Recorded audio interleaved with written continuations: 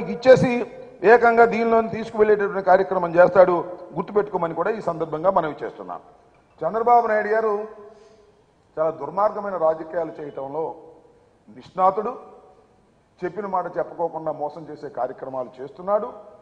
విచ్చలవిడిగా దానికి తోడు తానా తందానా అనే పత్రికలు బయలుదేరాయి. అవి చూస్తే ఒకవేళ నిజంగా ఎప్పుడన్నా నేను కొన్ని పెద్దలు చదువుతుంటా పైన హెడ్డింగ్లు, ఎవరు చూడమాక నాకు చూస్తే ఎట్లా ఉంటుందంటే చంద్రబాబు నాయుడు వచ్చేసి అధికారంలో కూర్చున్నట్టే ఉంటుంది. ఆ ఈనాడు ఒకటి ఆంధ్రజ్యోతి ఒకటి రాస్తుంటే అయిపోయింది వైఎస్ఆర్ కాంగ్రెస్ పార్టీ పని, తెలుగుదేశం అధికారంలోకి వచ్చేసింది అనేటువంటి పిచ్చిరాతలు రాస్తున్నారు, అభూత కల్పనలు రాస్తున్నారు.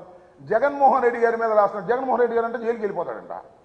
ఎన్నో వాయిదాలు లెక్కేశారు, ఆ వాయిదాలకు హాజరు కాలేదంట అని రాస్తారు. అది రాత్రి రాశారు. ఒకవేళ అది ఊహించుకుని రామోజీ రాస్తున్నాడు. షర్మిల గారు వస్తేనంట జగన్మోహన్ రెడ్డి గారు ఏదో అన్నా అంట, రాధాకృష్ణ రాస్తాడు బల్ల కింద ఉన్నాడో బాత్రూంలో ఉన్నాడు. నాకు అర్థం కాల. ఎందుకంటే ఈ పిచ్చి మీకు, మీరు ఎన్ని చేసినా ఎన్ని దుష్టాగ పన్నాగాలు చేసినా తిరిగి మళ్ళా ఈ రాష్ట్రంలో వైఎస్ జగన్మోహన్ రెడ్డి ముఖ్యమంత్రి.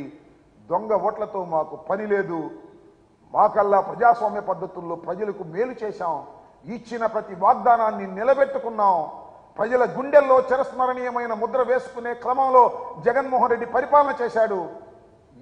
ఈ నెల నుంచి 3,000 రూపాయల పెన్షన్ ఇస్తున్నాం, ఇచ్చిన మాట నిలబెట్టుకున్నాం. అందువల్ల మేము మళ్ళా తిరిగి అధికారంలోకి రాబోతున్నాం. ఇది ఎవరిని అడిగినా చెప్తారు, ఏ సర్వేని అడిగినా చెప్తారు. ఇవాళ మీరు ఎలక్షన్ కమిషన్ వచ్చింది కదా అని చెప్పేసి పుత్రుడు దత్త తండ్రి ఇద్దరు వెళ్ళి అక్కడ ఏదో రిప్రజెంట్ చేసి అసలు విషయాలు వదిలేసి ఏ కొసరు విషయాలు మాట్లాడి మమ్మల్ని బదనాం చేయాలనే ప్రయత్నం చేస్తున్నారు.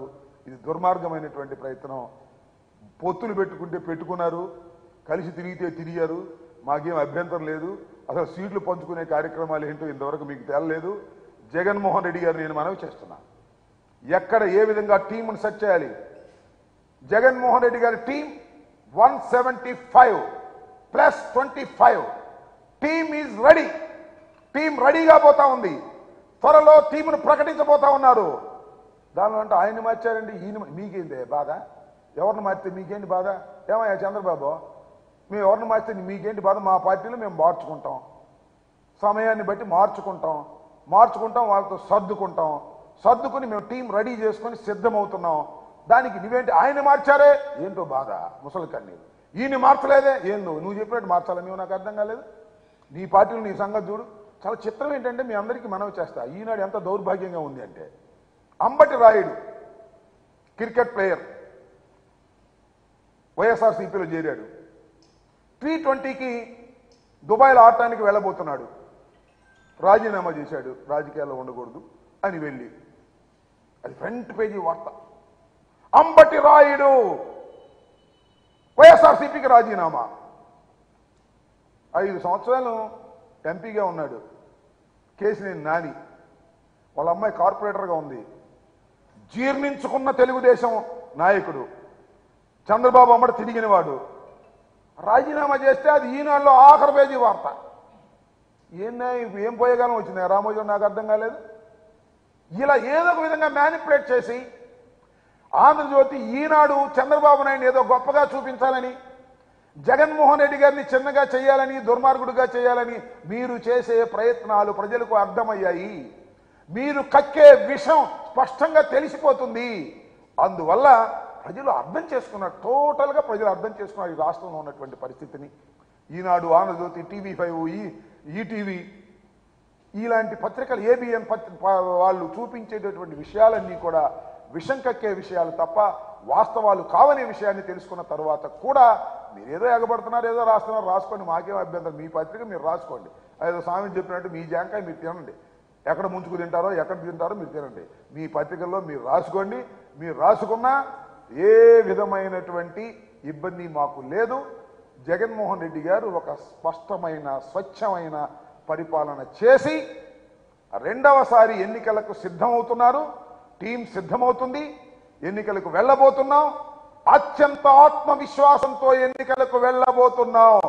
ఎవరిని కలుపుకోము, సింగిల్గానే వెళ్తాము.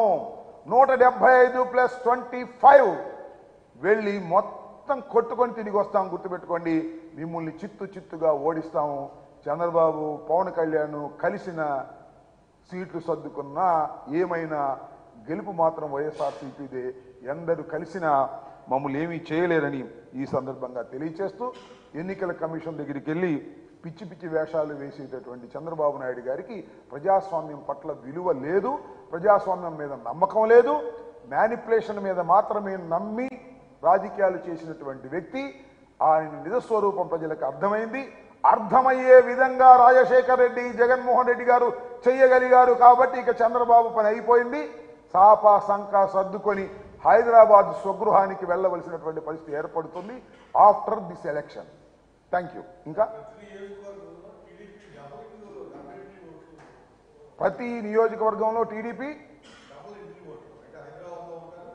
ఎస్ ఇందాక చెప్పాడు ఒక ఆయన, చంద్రబాబు నాయుడు గారు చెబుతుంటే విన్నా, ఏ హైదరాబాద్లో ఉంటే ఇక్కడ ఓటు ఉండకూడదా, కర్ణాటకలో ఉంటే ఇక్కడ ఓటు ఉండకూడదా, వలస వెళ్ళిపోయారంటే కర్ణాటక నుంచి, ఇక్కడ నుంచి కర్ణాటకకి హైదరాబాద్కి. మరి హైదరాబాద్ చాలా మంది వెళ్ళారు, నువ్వు గవర్నమెంట్లో ఉన్నప్పుడు కూడా వెళ్ళారు.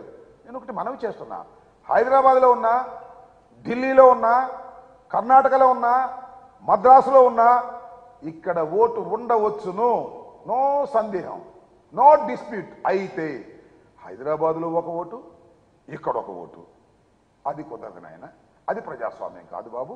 హైదరాబాద్లోనే మొన్న ఓట్లు వేస్తారు, మళ్ళీ ఇక్కడికి వచ్చి ఇక్కడ ఓట్లు వేస్తారు. ఇది ఎట్లా ప్రజాస్వామ్యం అవుతుంది చెప్పండి?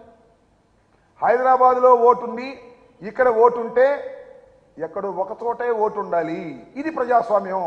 కర్ణాటకలో ఓటుండి ఇక్కడ ఓటుంటే ఇక్కడో అక్కడో ఒక చోటే ఉండాలి, ఇది ప్రజాస్వామ్యం. అక్కడ కావాలంటే ఇక్కడ కావాలంటే చంద్రబాబుకి, హైదరాబాద్లో కావాలంటే ఇక్కడ కావాలంట. అది చట్ట వ్యతిరేకం, అది అప్రజాస్వామికం. వాటిని తీసేయాలి, తీసేసే విధంగా అందరూ ప్రయత్నం చేయాలి. Either Hyderabad or Andhra Pradesh. నాకు ఇక్కడన్నా ఉండాలి, గుంటూరులో అన్నా ఉండాలి, గుంటూరులోనూ ఉండాలి, నాకు ఇక్కడ ఉండాలంటే కుదరదు.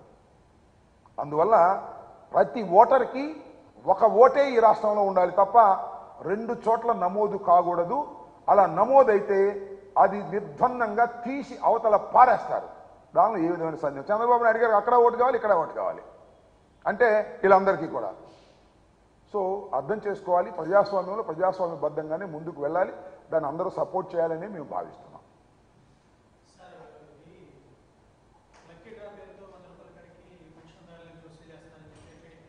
ఎవరు? టీడీపీ వాళ్ళు మాట్లాడుతుంటారు. టీడీపీ వాళ్ళకి కాస్త పిచ్చి ఎక్కువ, నా మీద భయం ఎక్కువ, అందువల్ల నా మీద చాలా విమర్శలు చేస్తుంటారు. అన్ని విమర్శలకు స్పందించవలసిన అవసరం లేదు. స్పందించవలసినటువంటి విమర్శలు ఎవరైనా చేస్తే నేను మాట్లాడతాను. ఎవరు మాట్లాడారు? కన్నా లక్ష్మీనారాయణ గారు మాట్లాడతారు. కన్నా లక్ష్మీనారాయణ గారు నా మీద చాలా మాట్లాడతాడు. ఆయన అందుకనే ప్రతి పార్టీలో చేరటం, దానికి ఒక కన్నం వేయటం, ఆ కన్నం దొరబడి ఇంకో పార్టీలో చేరటం, మళ్ళీ ఆ పార్టీకి కన్నం వేయటం, మళ్ళీ ఇంకో పార్టీలో దొరకటం. ఇవాళ లీడర్లు అనేక రకాల పార్టీ క్లైంట్స్తో వాదిస్తుంటారు. అట్లాగే పవన్ కళ్యాణ్ మన కన్నా లక్ష్మీనారాయణ గారు కూడా కాంగ్రెస్ తరఫున వాదించాడు, బీజేపీ తరఫున వాదించాడు, ఇప్పుడు తెలుగుదేశం తరఫున వాదిస్తున్నాడు, రేపు జనసేన తరఫున, సిపిఐ తరఫున, సిపిఎం తరఫున కూడా వాదిస్తాడు. ఈ కన్నంలో దూరి ఆ కన్నంలో దూరి కన్నంలో అన్ని కన్నాల్లో దూరేటటువంటి మహానుభావుడు కన్నా లక్ష్మీనారాయణ గారు. అలాంటి కన్నా లక్ష్మీనారాయణ గారు విమర్శలకి స్పందించవలసిన అవసరం ఉంటే స్పందిస్తాను, స్పందించవలసిన అవసరం లేకపోతే స్పందించను. ఓకే, ఇంకా రైట్.